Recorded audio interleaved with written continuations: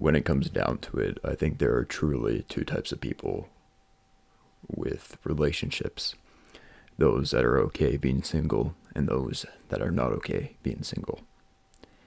Now, if you are in one group, can you learn to be a part of the other? Or are you stuck in that for the rest of your life because that is how your relationships work?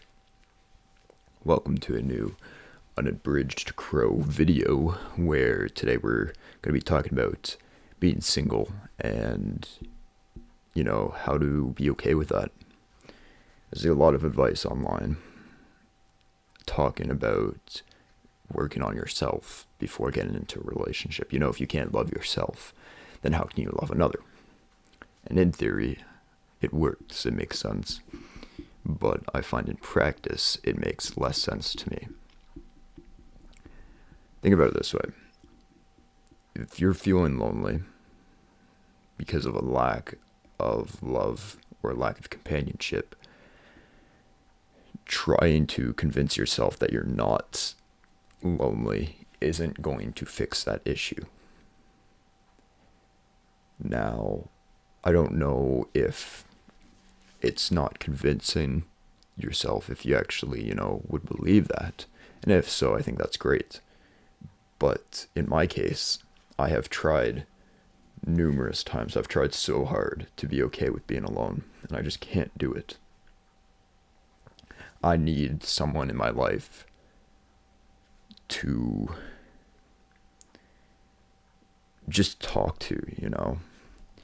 It's small things like listening to a song about a relationship and, being able to relate to that. That's something that I've realized I enjoy because, just listening to it and not having anyone to attach that thought to, it's kind of annoying, I guess. And so having that connection is kind of nice. Or, getting a new shirt that you think is really cool and sharing that with someone that will appreciate it. Small things like that make it hard to be by yourself. It's very difficult to find enjoyment in something and not share it with someone. I've talked about AI before and AI chatbots, and I think that's one of the uses of it, is people just want to share their thoughts and experiences with someone or something. And I think in that way, it's easier to process things. Some people work like that, where something will happen, however big or small it may be, and instead of, internalizing that and journaling about it or something, they'll talk to someone about it. I think that's just a personality difference. And so,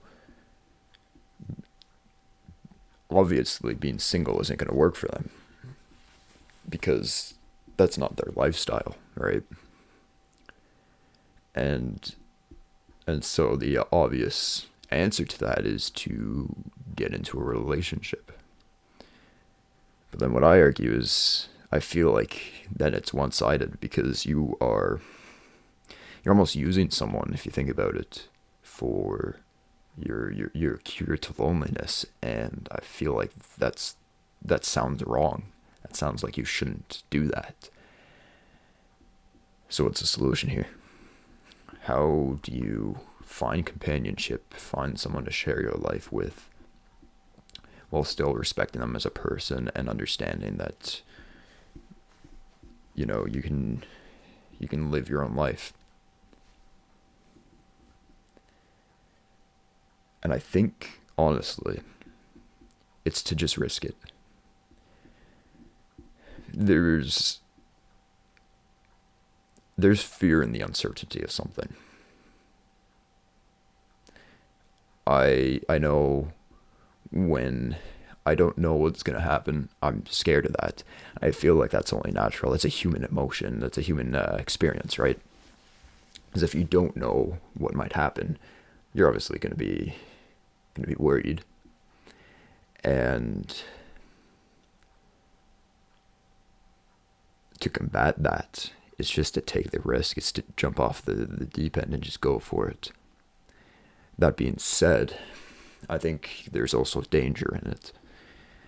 Being around someone just because you don't want to be lonely can be dangerous. I'm in a situationship right now. It's not technically a relationship. We aren't exclusive to each other, but we're basically in a relationship. And she just dropped heavy hints that she wants to take it further, but I'm the one putting the brakes on it. I'm doing this for multiple reasons, a lot of personal reasons, a lot of my own struggles. But also, she has mentioned that she got into relationships before because she didn't want to be alone and she just wanted companionship. And I don't really want to be another number there. She's had 7 exes, so this is literally just Scott Pilgrim. And the only difference is I'm not dating a high schooler right now. So you guys don't worry. But the thing that stuck with me is I was looking at it and I was like, well, what if I ghosted her right now? Like, not that I'm going to. She's a really nice person and I couldn't bear to do that. But it was just a what if scenario for myself. And I would miss her. We talk all the time. We talk every day.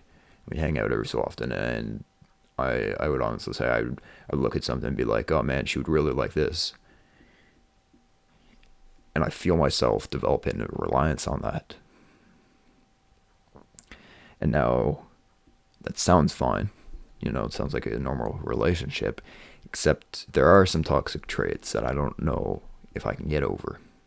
For example, she gets a little angry when I can't call all the time or I can't hang out all the time. I'm busy with school and my family. And, you know, that's my first priority. There's a few little arguments, nothing major. But anyway, the point I'm trying to make here is that it's easy to overlook something because you don't want to be alone. And now the example I gave was very minor. It wasn't anything major. But if you were in a toxic relationship, it's easy to stay in that simply because you don't want to be alone. And it's very easy for someone to be like, oh, just leave them, you know. It's bad for you, it's bad for your mental health, all that jazz. But the thing is sometimes it's easier and safer to stay with someone who you know is bad for you than being alone. Isn't that crazy? I came to that conclusion and it was kind of a shock to me. Because once you're shown love, you don't want to go back to the dark room where you're alone with your thoughts. Because it sucks. Who would want to choose that over someone even showing you a little bit of affection? Even just someone to talk to and share your thoughts with. And I don't think anyone would. Now, maybe if you were in a different mindset, if you didn't struggle as much with mental health issues, it'd be a different scenario. But that's the issue I feel like a lot of people run into. It's more of a what now scenario, you know? So I'm going to wrap it up here, but I always try to leave you guys with some sort of advice. My advice today is it's okay to feel reliant on someone else. Just try to not be infatuated with them. Try to not overlook smaller things. Just remember that you might be alone again. And as sad as that is to say, as depressing as a thought that is, it might just prepare you a little bit, just in case it happens. I try not to be nihilistic here, but sometimes you just have to prepare yourself a little bit, just in case. That's what I keep saying. You never know what's going to happen. You never know what the future brings.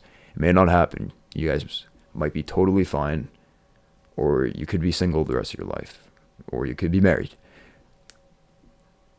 The future has not been decided yet, but all I'm saying is just be careful, okay? You guys are amazing. Thank you for all your views, all your support, everything. Take care of yourselves. Bye-bye.